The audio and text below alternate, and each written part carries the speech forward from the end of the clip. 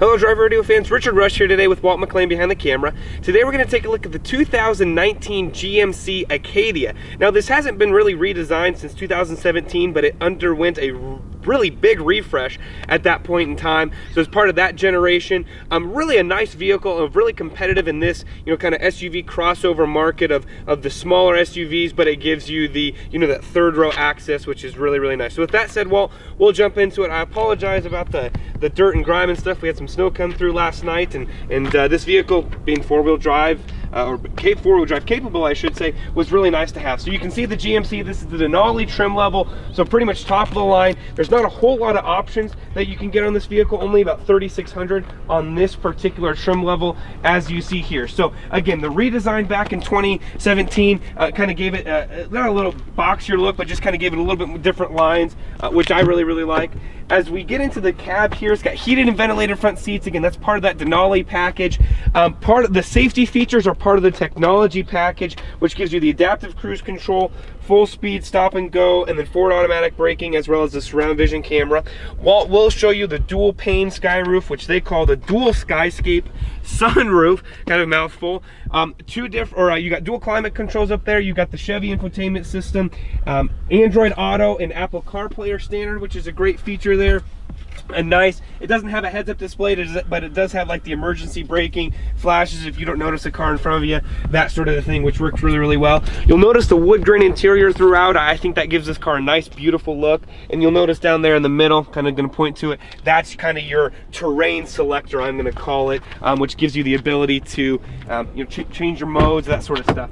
As we get into the back here, you'll notice heated outboard seats, power in the front, as well as your climate control, which is really, really nice there in the center stack. A nice pass through. Went to see Christmas lights with the family this weekend, was able to put a car seat here in the back, as well as put an individual in the third row and in that other captain's chair, which is really, really nice. The V6 that's underneath the hood, which is part of the optional, or I think on the Denali it comes standard, it works really, really well, and it works really, really peppy. So honestly, I've got a competitor version of this vehicle that we own, and Walt actually does as well, and I can tell you this V6 in this car, whatever GM has done, really has made it run really, really well. I don't know how else to say it other than that. Oh, got me again. The door openers down there. You'll notice when we get into the back, and I really like this. Again, my car has the kind of all-weather floor mats that go over this third row. To put the third row up, as simple as that, and then to put it down, all you have to do is pull this down and lay it down, which is really, really great. About the same amount of room, I can tell you. I'll just be honest. I've got a Highlander, Toyota Highlander, and it's right in the same class. It's got a little bit less room in terms of the third row seating than the Highlander does, but also it's got maybe a few more luxurious trim items in terms of the you got some power ports and stuff back here in terms of the wood grain, but very, very similar cars that way as far as things go there. I don't have exact utility cargo numbers for you, but roughly the same amount of room there. Let's see here. I mentioned the technology package, the dual pane. The technology package is about $1,500. The dual sky roof is $1,400. The dark sky metallic paint's $395. The floor liner package, which part of it you saw, $385. So this vehicle, price, with option destinations $52,710. Without all those options, $47,500. Fuel economy is 17 and 25, which is really, really good, and it's an average of 20. We were actually able to average right around 21 and 22 miles per gallon, which is really, really nice. Again, this is definitely competitive in this market, in this three-row crossover market.